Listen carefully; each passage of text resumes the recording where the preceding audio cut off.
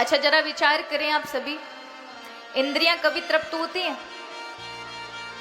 जैसे ये आंख, कान, नाक, मुख, हाथ, पैर, ये सब इंद्रियां कही जाती हैं। 5 कामेंद्रियां, 5 ज्ञानेंद्रियां। अब ध्यान दीजिएगा, इन इंद्रियों के कारण ही तो हम ठगे जाते हैं, हर बार ठगे जाते हैं। अब ध्यान दीजिएगा, इसे गौर से सुनिएगा। कभी आंखों ने आपसे मना किया कि रात दिन बेटे, पति, बच्चों को, बहुओं को देख रहे हैं, पड़ोसियों को देख रहे हैं, वही बासु पट्टी प्रतिदिन दिखती है आंख खोलने के बाद, जब जब सुबह उठते हैं, बहुत हो गया अब थक गई हैं आंखें, अब चलो बंद कर लो। कभी कहा इन आंखों ने?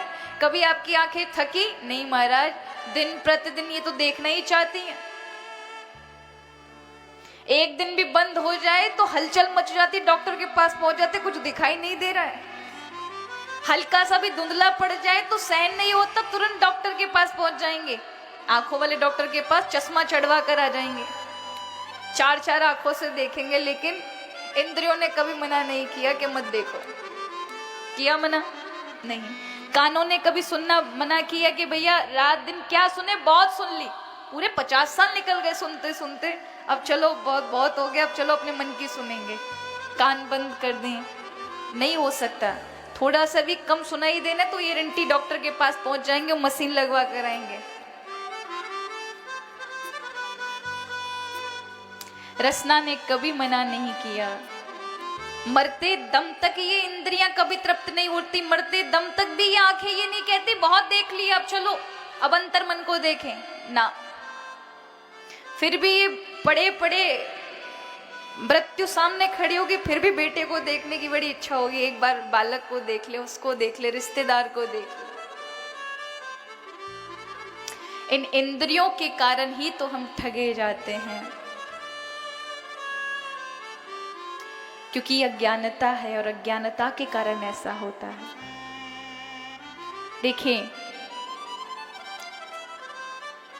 इस अज्ञानता का जो साथ देने वाला है, इन इंद्रियों का जो स्वामी है, जिसको देख करके, क्योंकि मन को उन चीजों में बड़ा, क्योंकि इंद्रियां जहां भटकती हैं और इंद्रियों को लग गया कि ये अच्छी चीज है, इसमें आनंद मिलेगा, तो मन को पहुंचा देती हैं कि अगर आप कहो तो इस चीज को प्राप्त करें, तो मन तुरंत की तुरंत दौड़ पड़ता है उसे प्राप्त करने के लिए। और इसी मन के कारण न जाने कितने सारे अन्याय हो जाते हैं, अपराध हो जाते हैं। शास्त्र कहते हैं मना एव मनुष्याणाम कारणम वंद मोक्षयो। ये जो मन है ना, इसकी भूमिका बहुत बड़ी है महाराज। मन का स्थान कहां पर है? कहां पर है?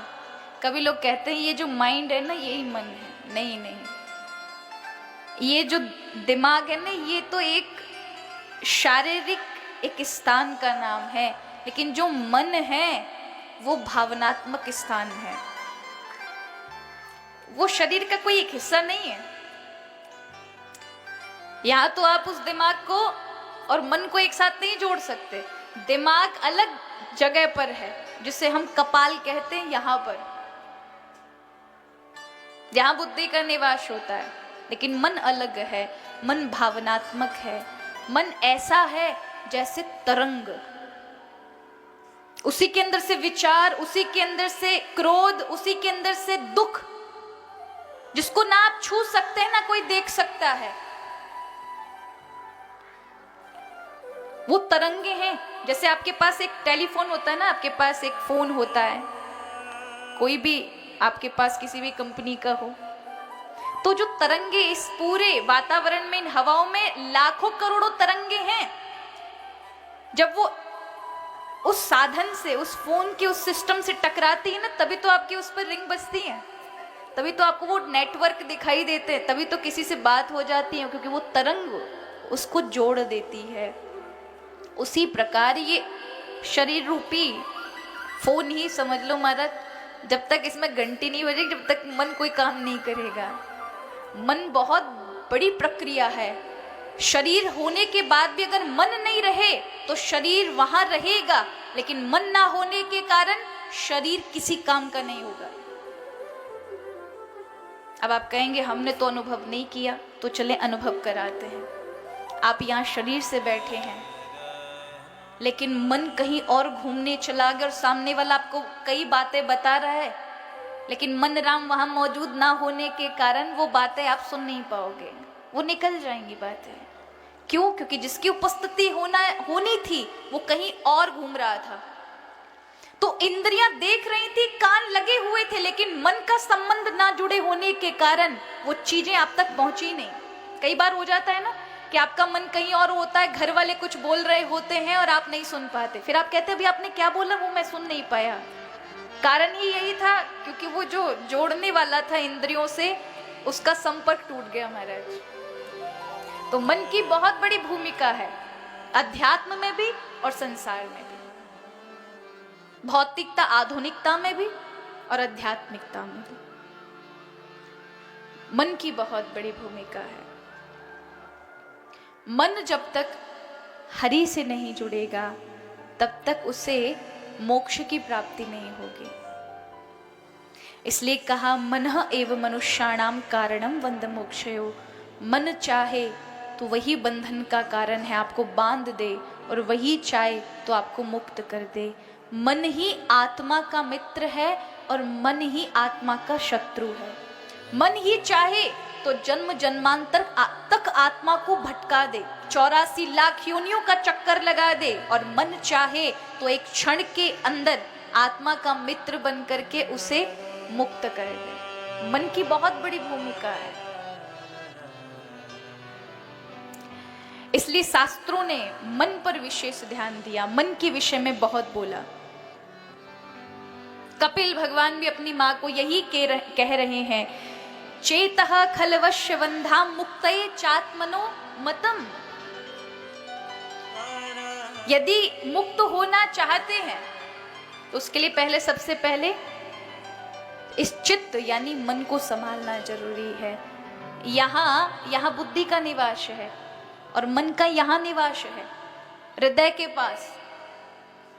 इसलिए कभी दुख होता है तो यह बुद्धि को नहीं होता, झटके किसको लगेंगे, अटैक किस पे पड़ेगा, हृदय पे पड़ेगा महाराज। भावनात्मक है ना, इसलिए दुख चिंताएं आदि ये सब चीजें यहां से हैं। किसी ने कष्ट दे दिया, किसी ने कुछ कह दिया, किसी ने अपमान कर दिया, कोई बात लग गई तो मन को क्षोभ, हृदय को भी कष्ट होगा। तो विचारों का बहुत बड़ा स्रोत है, समुद्र है मन। 1 मिनट के अंदर सैकड़ों विचार प्रकट कर देता है। उन विचारों के समक्ष सामने रखे होते और बुद्धि उस पर निर्णय देती है, ये ठीक है। अब आपकी बुद्धि पर भी बहुत महत्व रखता है कि बुद्धि कैसी है। बुद्धि यदि विवेकशील नहीं होगी तो विचारों में गड़बड़ कर देगी। गलत विचार को अगर चुन लिया तो वही प्रारब्ध बनाएगा।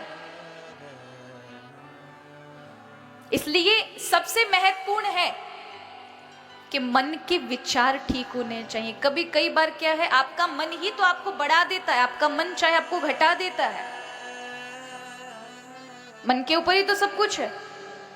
एक व्यक्ति है, सोच रहा है कि सब ठग है, पूरी दुनिया सब ठग है, तो उसको क्योंकि उसने अपने मन में ये विश्वास और जमा लिया है, अपना मन वैसा बना लिया कि उसे हर जगह ठग दिखाई दे रहे हैं, तो वो जहां भी जाएगा शंका में रहेगा, हर जगह ठग है, ठग है, ठग है, ठग है, ठग है।